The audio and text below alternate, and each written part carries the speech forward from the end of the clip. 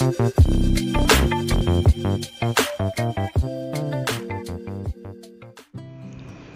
everyone, welcome back to another video from Bioholic. In this video, I am going to start a new chapter on Animal Kingdom. So before starting the discussion about the Animal Kingdom, we need to clear the concept of Animal Kingdom very well, right? So that you can easily memorize all the features of hierarchy of Animal Kingdom. Okay? So let's begin. Now, here I will talk about some characters which form the basis of the classification. So, on the different kind of features, the animals are classified into different convenient categories. So, if we can learn about these features very well and keep these phylum examples in our mind, then it will be very easy to memorize all these features in later. Okay? For example, let's say about the cellular level, and the example is the phylum Porifera. So, when someone will ask us about what are the key features of Porifera, then the first thing which will come into our mind that it is cellular. It means it has cellular level of organization. Now, if someone will ask us that what are the key features of Coelenterata or Cnidaria, then we can answer that it is radially symmetrical, and moreover it having tissue type of organization. So many of the characters got cleared from this chart, right? So if we can start our chapter like this, then all this name will be keep in our mind, which will be very helpful for us when we will study about this phylum in details, right? Now, the very first thing on the basis of which the animals are divided is the level of organization. So, it can be two levels of organization. So, the first one is the cellular level of organization, and the next one is the tissue level or the organ level of organization. Okay? So, the example of the cellular level of organization is the phylum Porifera or the sponges. So, the Porifera is the only phylum which have the cellular level of organization among all the animal kingdom. Okay? Now, all the other animals are not cellular in organization. They can be having tissues or organ level of organization. Okay? So this kind of organization is more complex than the cellular level of organization. Now, there can be different kind of symmetry. Okay? Number one is the radially symmetry, and the two is bilaterally symmetry. Okay? Now, under the radially symmetrical organization, there are two different phylum. One is Ctenophora and the other one is Cnidaria. And after that, the bilaterally symmetrical organization, where the rest of the animals are included. Okay? And here one thing should be noted that the phylum Echinodermata used to possess both type of symmetry, the radial symmetry as well as the bilateral symmetry, depending upon their developmental stages. Okay? And now in these also there are different kinds of categories. The first one is acoelomate. Now coelom is a body cavity which is absent in case of acoelomate, and the example is Platyhelminthes. Now the pseudocoelomate. So the word pseudo means false. So it means that these kind of organisms having coelom, but it is in the form of patches. So it is basically the false coelom. Okay? And the examples is the Aschelminthes. And now finally the category is coelomate, where the true coelom is present. Okay? And all the rest of the animals are included in this category. like Annelida, Arthropoda, Mollusca, Chordata, Hemichordata, Echinodermata, etc. Okay, so we have to remember that the animals are a big kingdom, and we also know that there are approximately 1.7 million species present in this world, and out of them approximately 1.2 million species belong to the animal kingdom, right?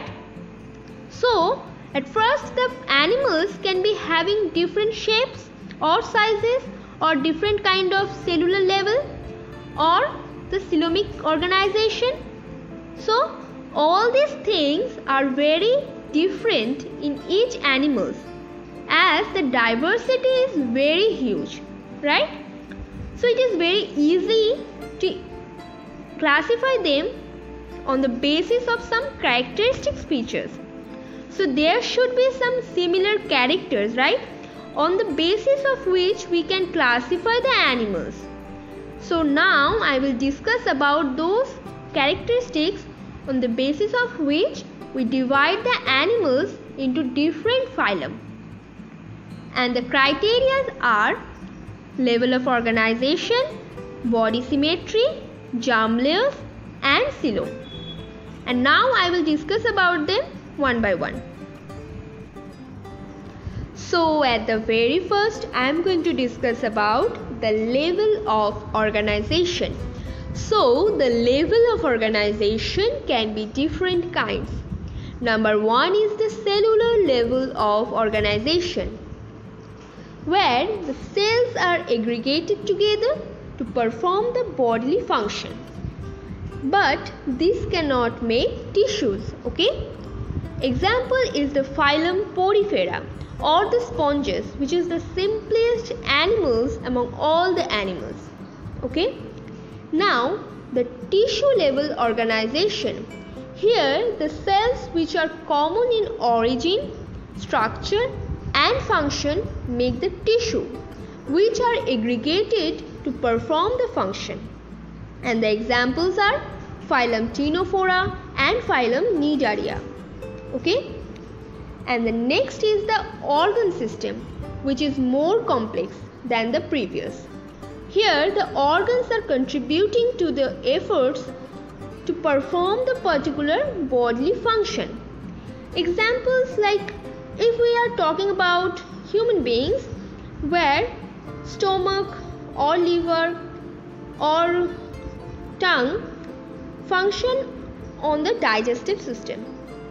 So you can say the examples are the phylum Chordata or the any other phylum like Annelida,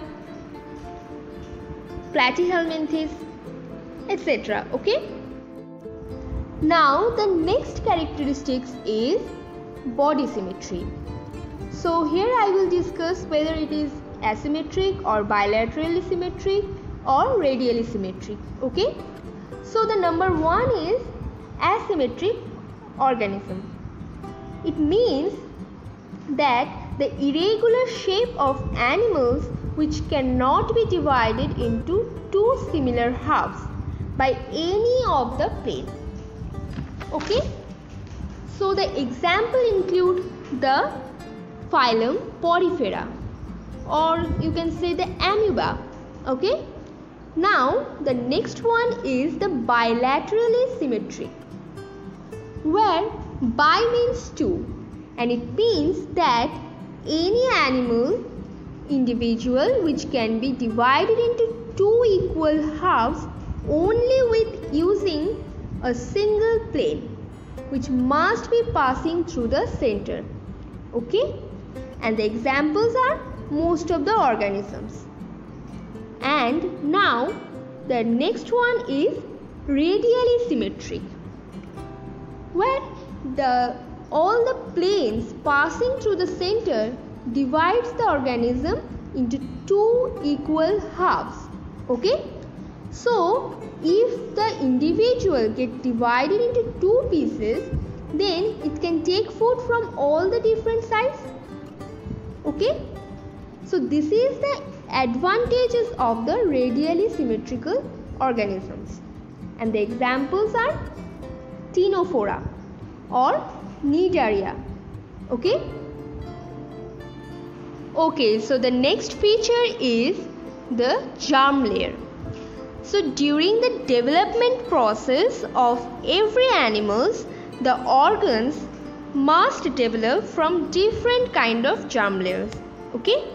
So on the basis of these germ layers, the number of germ layers can be divided into diploblastic and triploblastic organisms. Okay? So the first one is triploblastic organisms, where three different kind of germ layers, that is ectoderm, mesoderm and endoderm, are present. Okay? And the examples are Platyhelminthes. And the second one is diploblastic, where two types of germ layers are present. Now here are some kind of space in between the layers where some undifferentiated layer is present, which is known as mesoglia. I have shown it in the figure. So this is a mesoglia, which is undifferentiated layer. Okay? Here only ectoderm and endoderm is present, and the mesoglia is present in place of mesoderm. Okay? Now coming to the last feature, which is coelom. So what is coelom? So the coelom is simply a kind of body cavity which is present in between the body wall and the alimentary canal, and it is lined by the mesoderm. Okay? So if the coelom is present, then the organism will be called as coelomate, and if the coelom is absent, then it will be called as acoelomate. But if the false coelom is present, then it will be called as pseudocoelomate. Okay? So it was an introductory lecture on the animal kingdom. Next Wednesday we will discuss about the each phylum in details. So now if you have any doubts or questions related to today's lecture, then ask me in the comment section below. And if you want to do your self-assessment, then have a look into our description box. I have provided the link for the self-assessment test and also provided the answer of last Wednesday's questionnaires. So that's all for today, and if you find this video helpful, then give it a big thumbs up and share it with others. And if you are new here, then please subscribe to our channel Bioholic and hit the bell icon to get further notification of our upcoming videos. So thanks for watching, and till then take care and keep watching Bioholic.